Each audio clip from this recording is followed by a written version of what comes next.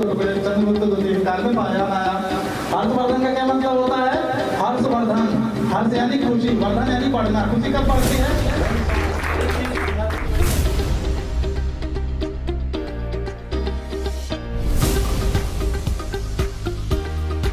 सभी जानते हैं सूबेदार भागवत प्रसाद पांडे को, और कोरोना काल में आपने जो सेवा किया है वो सेवा शायद ही कोई पुलिस वाले ने किया, और आपने बताया कि पुलिसिंग व्यवस्था होनी क्या चाहिए। हम जनता के दिलों में जगह क्या बना के रखे हुए हैं और क्या फिर आपने बनाई। ये जो चीजें हैं जो हमने देखा, आपने सभी ने देखा, और शायद सोशल मीडिया की वजह से ही आज देश के कोने कोने में और विदेशों में भी आप जाने जाते हैं और पहचान है आपकी। इन्होंने जिस तरीके से देश की सेवा की है, आम जनता की सेवा की है, हमने भी देखा है, क्योंकि हम भी इन्हीं के एक भाग हैं और आप भी हैं। हम भी सामने आते हैं और आप भी सामने आते हैं। जब कोई हादसा होता है तो वहां पर प्रेस और पुलिस दोनों मौजूद होती है। ये चीज देखा जाता है कि आखिर पर वहां पर हुआ क्या, कैसे हुआ, और उसे व्यवस्थित किस तरीके से किया जा सकता है, ये आप देखते हैं। और हम भी इस चीज को मेंटेन करने का प्रयास करते हैं कि ये इतना ज्यादा ऊपर ना उठे जितने की जरूरत नहीं है। पत्रकारिता दो तरीके से होती है, एक आग लगा देना और एक आग पर जो है काबू ला लेना। अब कौन क्या कर रहा है वो सभी की दृष्टि होती है अपनी अपनी, और सोच अपनी अपनी होती है। आज मैं इस बाहुबली डिफेंस एकेडमी में मौजूद हूं और मेरा परिचय आप सभी को मैं दे देता हूं कि मैं रवि कुमार पांडे, तरंग न्यूज से प्रमुख संवाददाता, और साथ ही में टीवी चैनल स्वदेश न्यूज चैनल के जिला प्रमुख मैं खुद हूं और देखता हूं। आप सभी को मैं बताना चाहूंगा कि आज जिसे आप दीपक के नाम से जानते हैं वो हमारा बचपन का साथी है।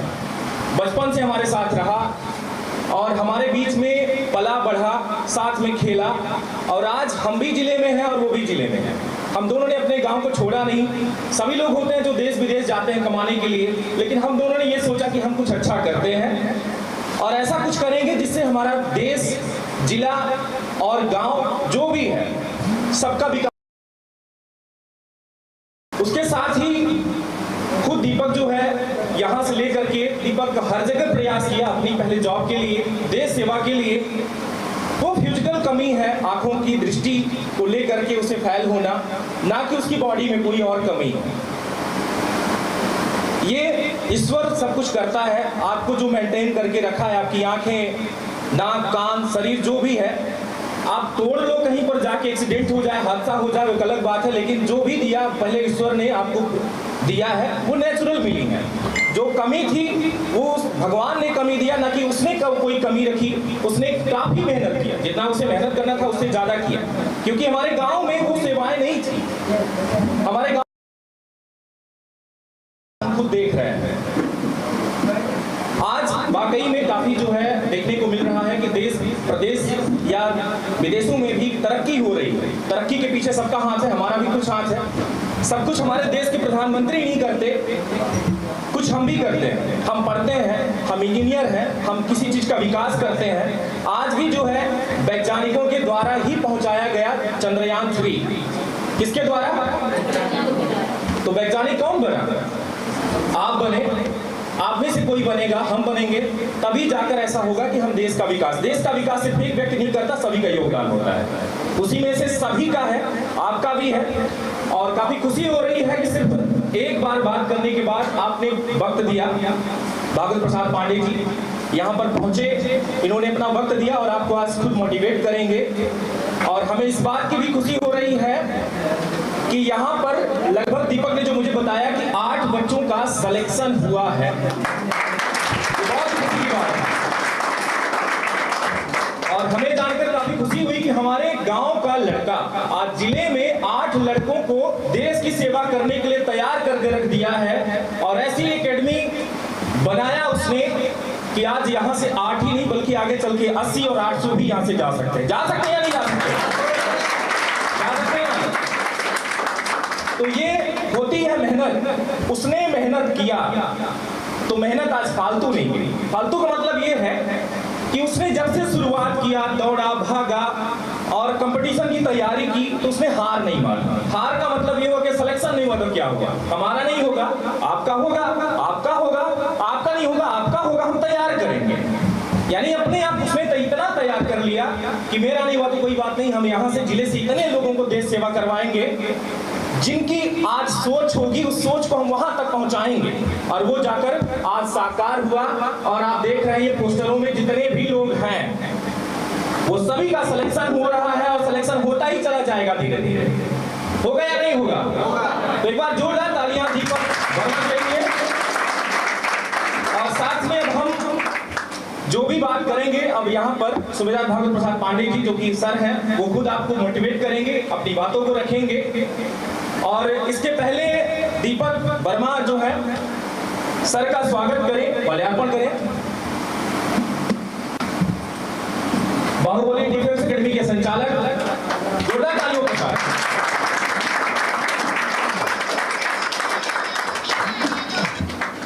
बड़ा ही अच्छा लग रहा है यहाँ पर। और आपके कोई ऐसे स्टूडेंट जो सर को बहुत ज्यादा चाहता हो, सर का भी माल्यार्पण करें। दीपक वर्मा का कोई निकल कर सामने आए और सर का भी माल्यार्पण करें, दीपक वर्मा का।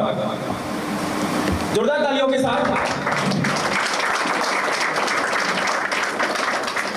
ये होती है खुशियां जो सबके सामने और सबके साथ बांटी जाती है।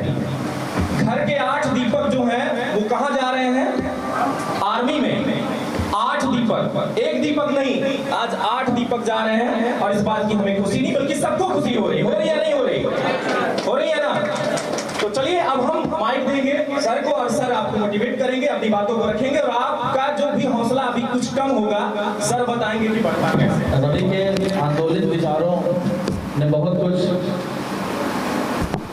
बदलने की शक्ति का संचार मुझे दिखा था। धीरे से रवि ने उसे एक नई दिशा दी। और रवि के जीवन से आप एक बहुत अच्छी चीज सीख सकते हैं जो सबसे पहले हमें सीखनी चाहिए कि हमारे अंदर के टैलेंट को पहचानना। हमारे अंदर क्या टैलेंट है इसको पहचानना।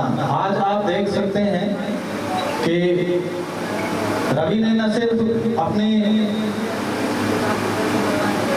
कौशल में इजाफा किया है बल्कि सबसे ज्यादा ग्रोइंग चैनल भी न्यूज का, तरंग न्यूज सबसे ज्यादा ग्रोइंग चैनल है इस समय पूरे विश्व का।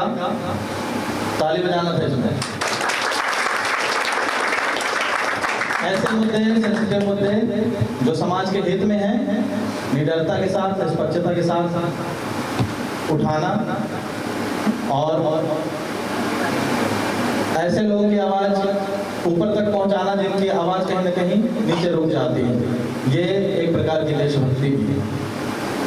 और रवि को इसके लिए बहुत बहुत बधाई मिली। और जैसा कि इन्होंने कहा, बहुत सारे पॉइंट्स इन्होंने कवर कर लिए। देश की बाह्य सुरक्षा और देश की आंतरिक सुरक्षा दोनों बहुत बहुत जरूरी है। आज जो इजराइल में हो रहा है आप लोगों ने देखा होगा, किसको किसको पता है क्या हो रहा है ना? युद्ध चालू है, वहां पर कितनी जाने जा रही हैं।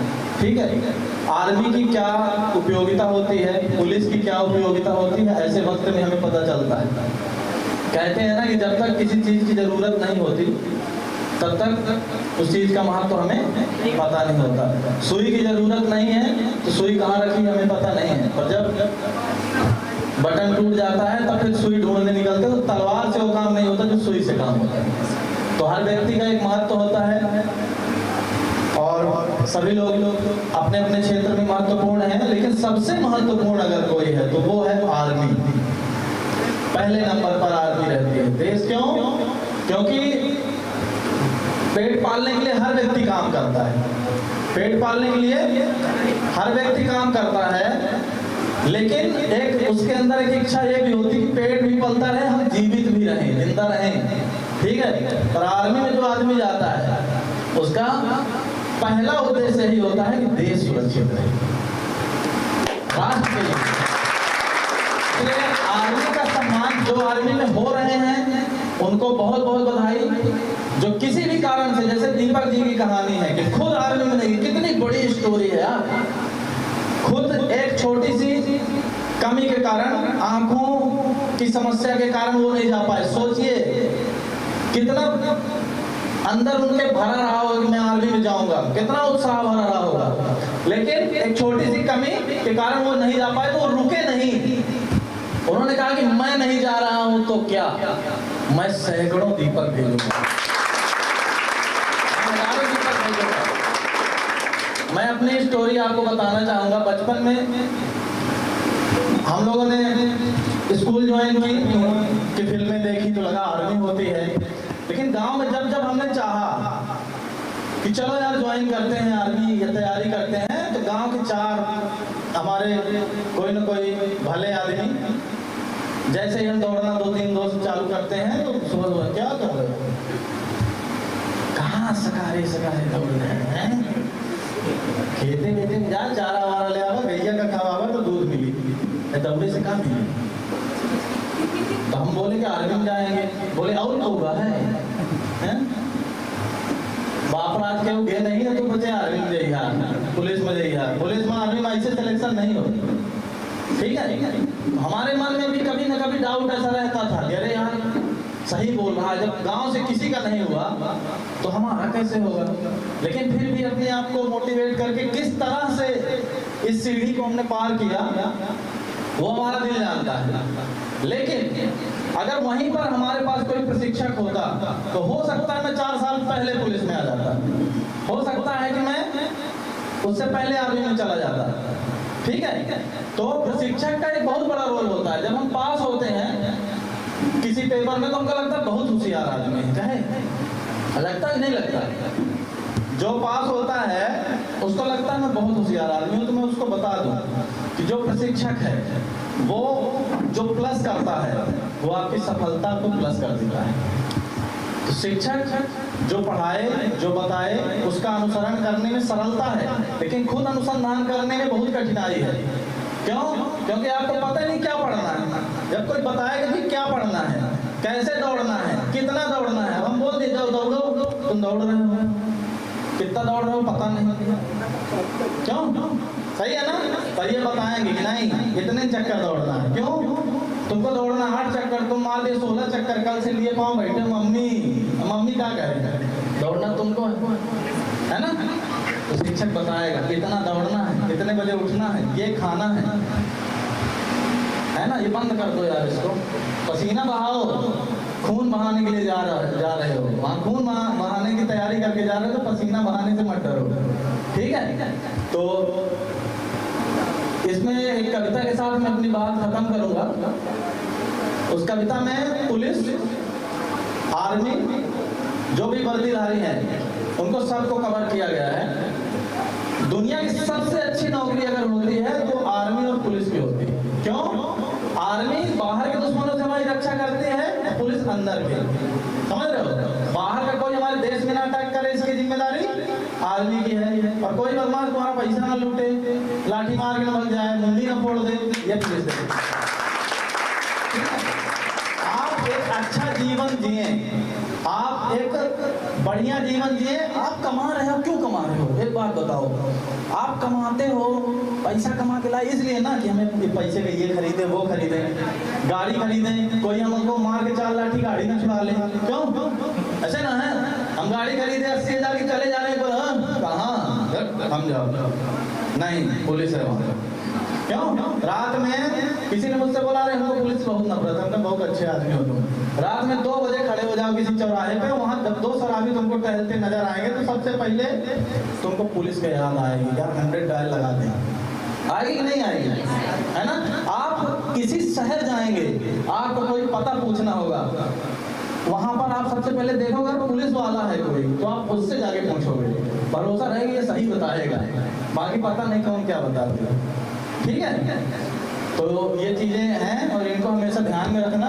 कोई आर्मी का व्यक्ति कभी कहीं जा रहा है, यात्रा कर रहा है, तो अपनी सीट देने का उसको प्रयास करो, क्योंकि बॉर्डर में हो तुम अच्छे से घर में सो, इसलिए वो बॉर्डर में नहीं सोता है, कम से कम उसको बैठने की जगह दे देना, ये चीज है। और मैंने कविता लिखी थी कि गर्व करो इस वर्दी पर, गर्व करो इस वर्दी पर, सब पर यह रंग नहीं खिलता, किस्मत के बिना इस दुनिया में खाकी वर्दी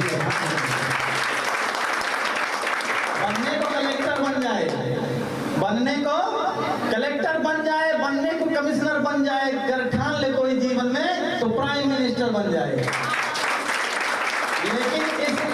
लेकिन इस वर्दी की खातिर 81 का सीना चाहिए और 5 अलग से फूले भी। घुटना भी ना जुड़ना चाहिए, घुटना भी ना जुड़ना चाहिए, हो कदम बराबर सजे हुए हो, आंख कान भी ठीक ठाक।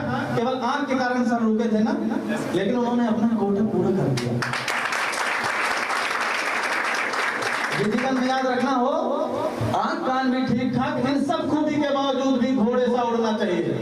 चौड़ी छाती, ऊंचे ललाट के लिए सम्मान नहीं मिलता, किस्मत के बिना इस दुनिया में वर्दी परिधान नहीं मिलता। क्या सोचा तुमने? तुम अगर फिट हो पूरी तरह से तो एक बहुत बड़ा उपहार है। कभी देखे हो काजू इतने बड़े बड़े एक्सपोर्ट क्वालिटी लिखा रहता है, उसमें लिखा रहता है ना एक्सपोर्ट क्वालिटी, मतलब आगे बढ़ सकता, पूरे विश्व में चल सकता वो काजू, सबसे फिट। तो तुम सबसे फिट काजू हो, एक्सपोर्ट क्वालिटी हो। तो क्या सोचा तुमने ईश्वर ने क्यों तुम पर ये उपकार किया? क्यों जन्म दिया इस धरती पर, सैनिक का हर आधार दिया? क्यों सभी खूबियां सैनिक की तुम पर ही उसने बरसाई, और पेड़ बरसा सकता था? क्यों सभी खूबियां सैनिक की तुम पर ही उसने बरसाई, क्यों वर्दी का श्रृंगार दिया? इसका उत्तर खुद से पूछो। तुम एक आम इंसान नहीं, ईश्वर का पहला चयन हो तुम, पर तुमको इसका भान नहीं। तुम पहुंच सको आंसू उनके जो दीनहीन हैं, शोषित हैं, प्रतिकार करो उन दुष्टों का जो भी अधर्म से पोषित हैं। इस हेतु विधाता ने तुमको चयनित कर धाम धरा भेजा, मानव हित में है श्रेष्ठ मनुष्य, करने को काम बड़ा भेजा। मिलता है हजारों में एक को, सबको यह मान नहीं मिलता। यार कुछ भी हो जाओ, वहां जब निकलोगे तुम गाड़ी से, ऐसे खड़े होके गाड़ी में बोलेगा हाँ साइड खत्म, टाटा बाय बाय गया। क्यों? वो आके निकल के यही बोलेगा सर हाँ सर सर हाँ सीट में पैर नहीं लगाया, अरे सर सॉरी सर। क्यों? सही है ना? तो कितना बड़ा पावर तुम्हें मिलता है। क्यों? क्योंकि अशोक चिन्ह तुम्हारे टोपी में ये दिख रहा होगा, है ना? ये तेरे माथे का अशोक केवल तुझ पर ही शोभित है, यह नहीं सुलभ होता सबको, केवल तुझ पर आरोहित है। यह राज चिन्ह सम्मान महज तुझ पर ही क्यों हर्षाता है? क्या सोचा तुमने ये सबकी किस्मत में क्यों ना आता है? कहता है भागवत सुन सैनिक, इस राज चिन्ह का सार बड़ा, यह राज चिन्ह देता हमको जनरक्षण का अधिकार बड़ा। अपने जीवन की खुशियों का बलिदान सहज ना होता है, तो रात रात भर जगता है तब देश चैन से सोता है। अपने जीवन की खुशियों का बलिदान सहज ना होता है, तू रात रात भर जगता है तब देश चैन से सोता है। त्योहार जलाता है सैनिक तब दिए सभी के जलते हैं, सजता है जब खुशियां अपनी तभी मुहर्रम पलते हैं। हाँ गर्वित हैं, अभिमानी हैं, हम सच्चे हिंदुस्तानी हैं। इस मातृभूमि की सेवा का सबको अभिमान नहीं मिलता, किस्मत के बिना इस दुनिया में खाकी परिधान नहीं मिलता। तो आप सभी को बहुत बहुत बधाई, और चश्मा वाले भाई को भी अंदर कर। हीर आपको तो मिली है। महर्षि रमना जी थे जो कि 1889 में पैदा हुए और 1950 में उनकी मौत हो गई, लेकिन वो जाते जाते देश के लिए बहुत कुछ कह के गए। उन्होंने बहुत सारी चीजों का एक जान इकट्ठा किया, इसके बाद देश को बहुत कुछ दिया उन्होंने। लेकिन एक बात मुझे उनकी बड़ी अच्छी लगी और आपके सामने भी मैं रख रहा हूं कि हमारे शरीर में सिर्फ एक आत्मा है। हमारे शरीर में एक आत्मा है, चाहे आप इसे सुला दो या चाहे इससे रात और दिन भर काम करा लो, क्योंकि जब आप इसे दौड़ाओगे, दिमाग को दौड़ाओगे, भागोगे तो ये भागेगा, इसे सुलाओगे तो सोएगा। जब आप सोओगे तो दिमाग कहां से जागेगा? इसलिए आत्मा तो शरीर से कभी भी निकल सकती है और निकल ही जाएगी। शरीर मिट्टी में मिल जाए